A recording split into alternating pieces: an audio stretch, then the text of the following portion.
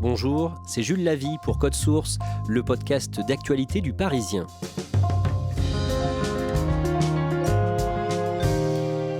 Ans de PSG version Qatar. L'émirat du Golfe Persique a racheté le club de foot parisien en 2011 avec des ambitions pharaoniques. En faire l'un des plus grands clubs de sport au monde et remporter la prestigieuse Ligue des Champions. Code Source vous propose de revivre cette décennie en 3 épisodes, le 3e et dernier aujourd'hui. Comment le Qatar a réagi après la remontada de 2017 jusqu'à l'arrivée du Ballon d'Or Léo Messi en août 2021. Récit de Dominique Sévérac et Frédéric Goyard de la cellule PSG du Parisien.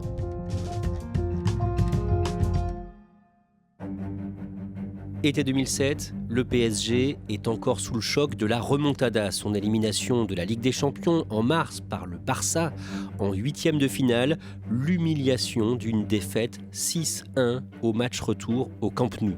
Frédéric Goyard, en réaction, les Qataris veulent envoyer un message fort au reste du monde en frappant un grand coup pendant le marché estival des transferts de joueurs. Depuis l'élimination de la Ligue des Champions par Barcelone et la fameuse remontada, les dirigeants parisiens ont acquis une conviction. Il faut taper très fort et recruter un grand nom. C'est ce qu'ils vont faire avec Neymar, dont le transfert sera officialisé le 3 août à 20h10, où le Paris Saint-Germain annonce que Neymar fait partie désormais du club de la capitale. C'est le nouveau John Lennon qui signe au Paris Saint-Germain. Il est jeune, il a 25 ans, il est beau, il est adulé, il a des followers par millions sur ses réseaux sociaux propres. Une rockstar débarque à Paris.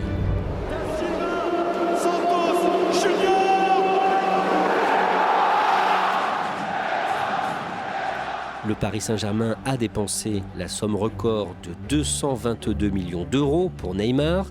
Et quelques jours après son arrivée, le 7 août, Dominique Sévérac, vous révélez que le club ne compte pas s'arrêter là. Oui, on a compris que c'était l'été de toutes les folies. Et depuis quelques mois, il y a un joueur qui agite la planète football. Il est à Monaco, il va finir en demi-finale de la Ligue des Champions. Il va connaître ses premières sélections en équipe de France avec Didier Deschamps. Il marque but sur but. Donc là, forcément, il y a un intérêt pour ce joueur. Mais quand on a déjà dépensé 222 millions d'euros, ça continue à être une folie. Le tout dernier jour du mercato, le 31 août, le PSG s'offre ce jeune joueur prometteur, incertain, Kylian Mbappé. La stupeur est totale parce que le prix est colossal, c'est 180 millions d'euros, donc on est quasiment au même prix que Neymar. On est donc sur 402 millions d'euros dépensés en moins d'un mois, sur le mois d'août. L'Europe est incrédule. Jamais un club n'a dépensé autant sur un mercato. Frédéric Goyard, comment fait le PSG pour rester dans les clous du fair play financier ? Ils vont être obligés de vendre pour 60 millions d'euros de joueurs pour équilibrer leur compte. L'UEFA a ouvert une enquête sur le PSG et sur ses dépenses faramineuses de l'été 2017. Et le PSG a finalement est passé à travers les gouttes. Il a été blanchi. Donc il n'y a pas eu de sanction de la part de l'UEFA. Malgré l'arrivée de Neymar et Mbappé au printemps suivant, au mois de mars 2018, le PSG se fait éliminer une nouvelle fois de la Ligue des Champions, cette fois par le Real Madrid au stade des 8e de finale. On ne peut pas empiler les stars et façonner une équipe. En tout cas, c'est la difficulté à laquelle se confronte Unai Emery, l'entraîneur. Et le Paris Saint-Germain perd 3-1 le match aller à Madrid, au stade Bernabéu. Neymar se blesse et là, c'est le début des ennuis. Neymar, c'est un joueur qui a coûté très cher, qui doit faire franchir un cap au Paris Saint-Germain dans les grands rendez-vous. Et là, il manque le match retour. Le club monte une campagne de publicité. Ensemble, on va le faire. Ils vont essayer de renverser la montagne. Mais en fait, la montagne n'est pas du tout renversée. Au match retour, ils reperdent. Le Real nettement supérieur au Paris Saint-Germain. C'était pour l'exploit aujourd'hui. L'exploit, il n'y a pas eu. Le double champion d'Europe a été très très très largement supérieur au Paris Saint-Germain. Le Paris Saint-Germain est éliminé, encore une fois, en 8e de finale de la Ligue des Champions. 2 mois plus tard, le 14 mai, Frédéric Goyard, le PSG annonce l'arrivée d'un nouvel entraîneur, l'Allemand Thomas Tuchel. C'est un entraîneur dont on dit que c'est un fin tacticien, c'est-à-dire qu'il est capable de changer plusieurs fois de système tactique en plein match. Et puis surtout, c'est un entraîneur avec un caractère bien trempé, des prises de parole assez tranchantes. D'ailleurs, les dirigeants du PSG vont apprendre à composer avec cet entraîneur qui n'a pas sa langue dans sa poche. À la fin de cette saison 2017-2018, le PSG a remporté le championnat de France, la Coupe de France et la Coupe de la Ligue, mais ça ne compense pas la frustration de l'élimination en Ligue des Champions.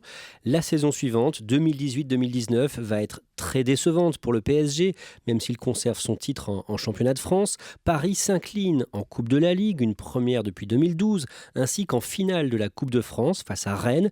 Mais surtout, le club essuie une nouvelle humiliation en Ligue des Champions face à Manchester United. C'est une espèce de cauchemar qui se reproduit. C'est un club qui se dit on n'y arrivera jamais. Ce Graal européen, il n'est pas pour nous. On n'est jamais invité à la table des grands. C'est pas notre histoire. C'est fini. Qui pouvait raisonnablement imaginer un comeback? Mbappé allongé au sol. Les Parisiens sont au sol. Frédéric Goyard, le 1er mai, le Parisien titre PSG. Le Qatar se pose des questions sur son engagement. Ces dirigeants, et notamment à Doha, se sentent mal aimés. Ils estiment que la presse en France les traite mal. Ils aimeraient aussi qu'on relaie plus le fait qu'ils ont dépensé déjà plus d'1 milliard d'impôts depuis 2011, depuis qu'ils sont arrivés en France. Ils disent souvent on paye énormément de charges sociales, on fait tourner l'économie française et regardez comment on est remercié. Donc voilà, on sent bien qu'à ce moment-là, c'est vraiment une période de blues pour les dirigeants du Paris Saint-Germain. Et sans compter ce milliard d'euros d'impôts, les Qataris ont investi 1,5 milliard d'euros au total depuis 8 ans dans cette aventure avec le Paris Saint-Germain. Et ils ont un peu l'impression d'être victimes d'un acharnement de la presse française. Ce qu'ils ont du mal à concevoir, c'est que la presse française, ce n'est pas la presse du Qatar, donc c'est une presse critique. Et quand il y a des résultats sportifs qui ne suivent pas, les commentaires ne sont pas élogieux. Et ça, c'est quelque chose qui hérisse le poil des dirigeants qatariens du PSG. Avoir de l'argent, ça ne signifie pas être compétent. En termes de football, de construire un club, une équipe, une culture, une âme, là, il y a des problèmes. Il y a un déficit de compétences. Le 14 juin, le directeur sportif Leonardo revient au Paris Saint-Germain. 6 ans après l'avoir quitté, l'émir du Qatar lui donne une mission, conserver Neymar à tout prix. C'est le retour de l'architecte, on va dire, de la saison 1 du Paris Saint-Germain, celui qui avait posé les fondations de ce club racheté par le Qatar à l'été 2011.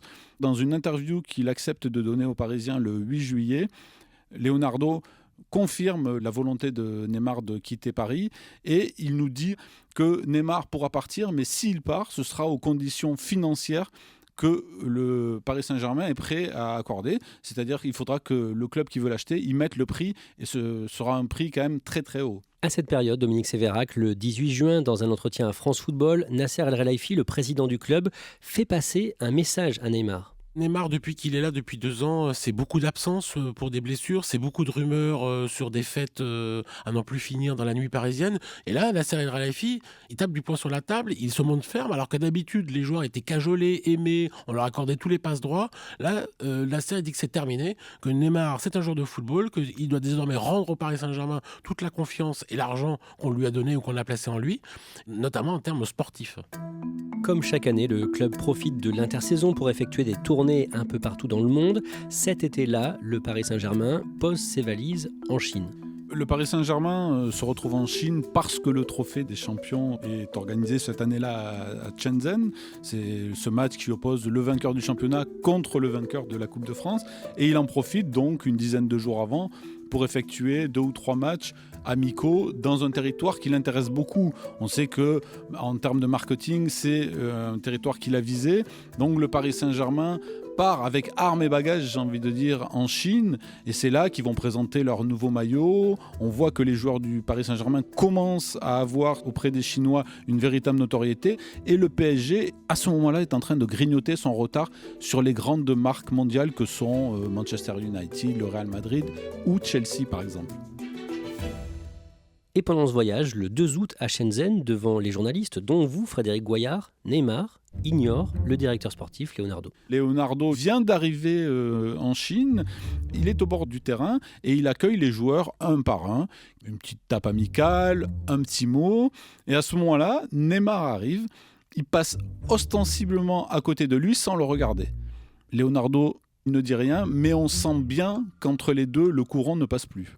Dominique Sévérac, de retour en France le 11 août 2019 au Parc des Princes, à l'occasion d'un match de championnat PSG Nîmes, un groupe de supporters du Virage Auteuil insulte Neymar.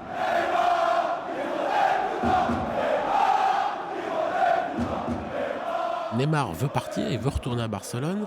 Et donc on est au milieu de ce feuilleton, il va partir, il va pas partir, les supporters, eux, ils lisent des journaux, ils sont connectés en permanence, donc ça les rend fous, les gens sont passionnés, ça les rend fous. Et donc il y a cette banderole qui est comme un cri de colère, Neymar, casse-toi. Les supporters regrettent ces allées et venues permanentes dans le football, ils aimeraient que les joueurs montrent un poil d'attachement quand ils sont là, donc ils sont un peu virulents. À l'issue du marché des transferts estivales, le mercato d'été, Neymar reste finalement au PSG. Quel message envoie à ce moment-là Leonardo et le président Nasser Al-Khelaifi ? Leonardo, il réunit les joueurs au camp des loges, c'est l'endroit où s'entraîne le Paris Saint-Germain, et il dit voilà, maintenant, il n'y a plus personne qui est au-dessus de l'institution Paris Saint-Germain. C'est-à-dire qu'avant, les joueurs faisaient un peu ce qu'ils voulaient, les sorties, les fêtes, qui peut-être parfois amènent à des blessures. Là, il essaye d'incarner l'autorité. C'est ce qui manque au Paris Saint-Germain. On a l'impression que les joueurs font un peu ce qu'ils veulent en permanence, que c'est eux les chefs. Et ben non, il dit non, le chef, c'est le club. Le chef, c'est l'institution. Le chef, c'est l'histoire du Paris Saint-Germain. Dans un club, il y a toujours le gentil et le méchant. Lui, il fait un peu le bad cop. Alors que la pandémie de Covid-19 gagne du terrain un peu partout en Europe, le 11 mars 2020, en Ligue des Champions, le PSG dispute un 8e de finale retour à domicile au Parc des Princes, à huis clos en raison de l'épidémie, sans supporters donc, face à Dortmund. Les Parisiens vont l'emporter 2-0 au terme d'un match abouti. Là, ils vont enfin se qualifier pour les quarts de finale. Les supporters du Paris Saint-Germain vont se rassembler autour du Parc des Princes. Certains joueurs vont se pencher au balcon pour célébrer ça avec leurs supporters. Désormais, il faut compter avec le Paris Saint-Germain pour les demi-finales, mais aussi pour la finale et peut-être même pour la victoire en Ligue des Champions. Dominique Sévérac, le PSG est de retour ? Alors, ils n'ont pas battu un grand Europe, mais voilà, ils ont enfin débarrassé de 3 éliminations de suite en 8e de finale. Cette espèce de barrière psychologique dans laquelle ils étaient enfermés.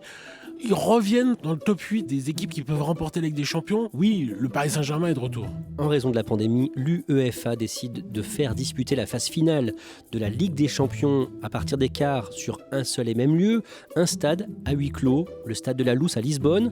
Le 18 août, le PSG bat le club allemand de Leipzig en demi-finale et se qualifie donc pour la première finale de Ligue des Champions de son histoire. Nasser El-Khelaifi est tout sourire au micro d'RMC Sport au bord du terrain. Oui, je pense que c'est une histoire historique pour nous, pour le club. C'est la première fois de la finale de la Ligue des Champions. C'est une soirée magnifique. Là, c'est la première finale avec la possibilité, 9 ans après le rachat du club, d'enfin décrocher ce pourquoi le Qatar est venu. Il y a une forme d'euphorie, de soulagement, de bonheur, de béatitude.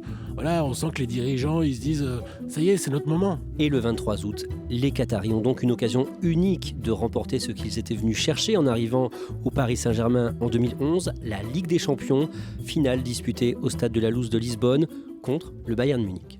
Le match ne se passe pas comme prévu. Mbappé, lui, est arrivé blessé. Il a une entorse à la cheville qui fait qu'il n'est pas le Mbappé qu'on pouvait espérer lors de ce Final 8. Neymar ne parvient pas à marquer. Il tombe sur un Manuel Neuer, le gardien allemand, fantastique, extraordinaire. Et puis, ironie de l'histoire, là encore, c'est un joueur formé au Paris Saint-Germain, ce qui arrive souvent dans l'histoire du PSG, qui marque contre son ancien club, donc le Paris. C'est Kingsley Coman, d'une tête qui crucifie, comme on dit dans le jargon sportif, les Parisiens. Le rêve est passé. Paris s'incline à 0. Frédéric Goyard, comment réagit le président Nasser El-Khelaifi à cette défaite ? Il est très positif. Il avance que finalement, cette défaite, c'est une première pierre, comme une sorte de fondation qui va permettre au Paris Saint-Germain d'aller conquérir le Graal, c'est-à-dire cette Ligue des Champions. Donc il veut croire que finalement, cette défaite va leur permettre de mieux rebondir et d'aller gagner la Ligue des Champions dans 1, 2 ou 3 ans. Dominique Sévérac, vous étiez dans ce stade de la Luz pour cette finale. J'imagine qu'il y a beaucoup de frustration quelque part. L'histoire aurait été magnifique. Ah bah ça aurait été génial, l'année des 50 ans, puis même pour le football français, parce qu'ils sont vraiment candidats crédibles à gagner la Ligue des Champions. Bon, ça n'a pas marché, mais finalement c'est que 1-0, ils ne sont pas passés si loin. Donc on se dit, ils se rapprochent. Dominique Sévérac, la saison suivante, à la trêve hivernale, le PSG pointe à la 3e place du championnat de France. Les Qataris font le choix de se séparer de l'entraîneur du PSG, Thomas Tuchel, un 24 décembre. Oui, il y a une véritable cassure entre le directeur sportif qu'est Leonardo et l'entraîneur qu'est Thomas Tuchel, c'est-à-dire que les deux ne s'entendent plus. Et d'ailleurs, la façon dont Leonardo va débarquer Thomas Tuchel est très très dure, puisque le PSG sort d'une victoire, il le convoque dans un bureau du Parc des Princes et il lui annonce que c'est terminé et qu'il peut faire ses cartons le lendemain matin. C'est quand même très très violent comme méthode. Un ancien joueur du club, l'Argentin Mauricio Pochettino, le remplace. Oui, Mauricio Pochettino, c'est quelqu'un qui est connu des supporters parisiens, contrairement à Unai Emery ou Thomas Tuchel. Il a déjà joué pour le Paris Saint-Germain, il a entraîné Tottenham et avec ce club-là, il est arrivé en finale de la Ligue des Champions. Donc, c'est un peu pour ça aussi que les dirigeants parisiens sont allés le chercher, parce qu'il a amené tout en haut ce club londonien. Donc, ils veulent croire qu'avec lui, le PSG va réussir à retrouver la finale de la Ligue des Champions. Pendant la saison 2020-2021, en Ligue des Champions, le PSG se venge de ses bourreaux en éliminant consécutivement le Barça en 8e et le Bayern de Munich en quart. Avant la demi-finale contre Manchester City, Neymar s'exprime en conférence de presse sur l'évolution du PSG. Oui, il dit en gros que le PSG a gagné le respect que é clube mais respeitado de ses adversaires et que désormais il faut compter avec le Paris Saint-Germain pour la victoire en Ligue des Champions. E hoje somos uma equipe muito forte, né? Segundo ano consecutivo que estamos entre as 4 melhores equipes da Champions League. Comment se passe cette demi-finale face à Manchester City pour le PSG ? Mal, très mal, un petit peu comme en 2016. Il y a une perte des moyens du Paris Saint-Germain. Et ça se termine par 2 défaites. Une première 2-1 au match aller au Parc des Princes et une deuxième 2-0 à Manchester et une élimination logique au final. Toujours au printemps 2021, le 18 avril, 12 clubs européens annoncent un projet de Super League, une compétition concurrente de la Ligue des Champions, suite à une levée de boucliers des supporters, mais aussi des politiques, Boris Johnson, Emmanuel Macron. Le projet est retiré quelques jours plus tard. On avait raconté d'ailleurs ce fiasco dans Code Source.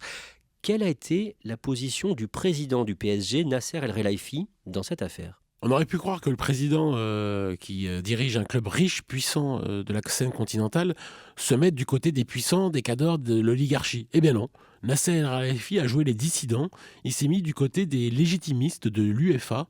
Alors est-ce que c'était une démarche sincère ? On peut peut-être en douter, on peut se dire qu'il a voulu se rapprocher de l'UEFA parce qu'il n'a pas envie d'avoir d'ennuis avec le fair play financier.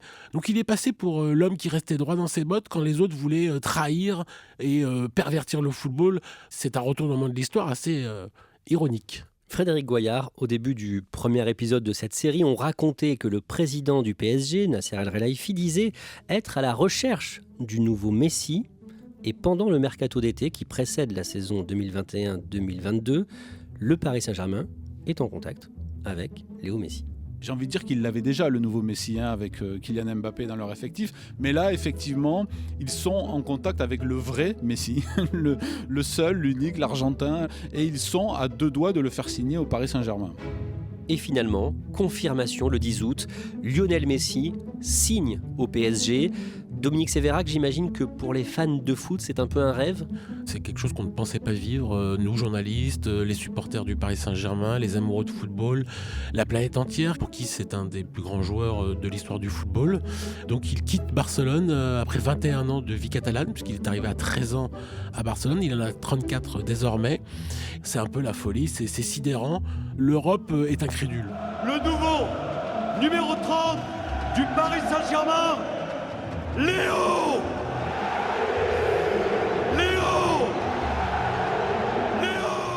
Le lendemain, le 11 août, Dominique Sévérac, Nasser El Khelaifi vous accorde une interview pour Le Parisien.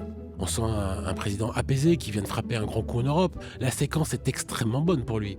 Il fait signer le meilleur joueur du monde au Paris Saint-Germain. Bon, là, il marche sur l'eau, l'ami Nasser El Khelaifi. C'est fou, le PSG est le club qu'on regarde le plus. Le vainqueur du 65e Ballon d'Or France Football est Lionel Messi. Lionel Messi reçoit son 7e Ballon d'Or le lundi 29 novembre, Ballon d'Or qui récompense le meilleur joueur de la planète. Ça se passe au Théâtre du Châtelet à Paris. C'est la première fois qu'un joueur du PSG a cet honneur, Frédéric Goyard. C'est la première fois et son arrivée au Théâtre du Châtelet, c'était incroyable. On avait l'impression que c'était Michael Jackson ou les Rolling Stones qui traversaient la rue. On a senti qu'on était vraiment rentré dans une autre dimension.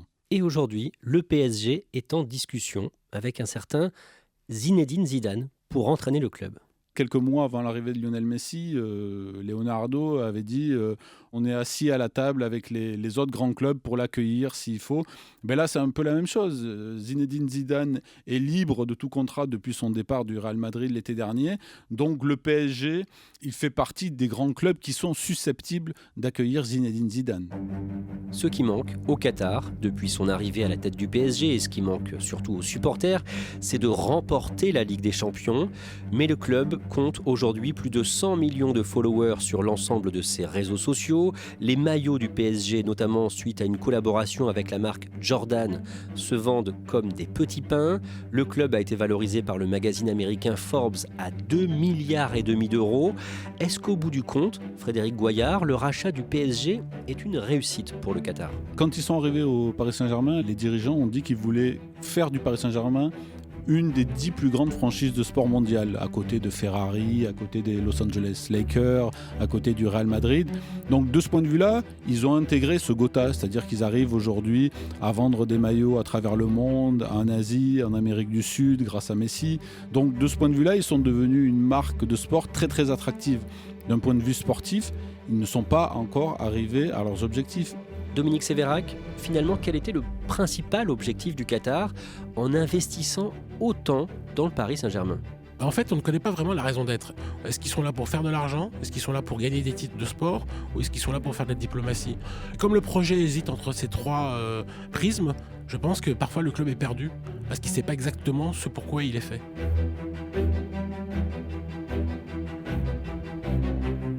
Merci à vous deux, Dominique Sévérac, Frédéric Goyard. 10 ans de Qatar au PSG, cette série a été conçue et préparée par Raphaël Pueyo, épisode produit par Clara Garnier-Amouroux, Sarah Amni et Ambre Rosala, réalisation Julien Moncouquiol. Code Source, le podcast d'actualité du Parisien, est disponible sur toutes les plateformes. Nous publions un nouvel épisode chaque soir de la semaine. Pour n'en rater aucun, n'oubliez pas de vous abonner. Et puis si vous aimez Code Source, n'hésitez pas à laisser un commentaire sur votre application audio préférée.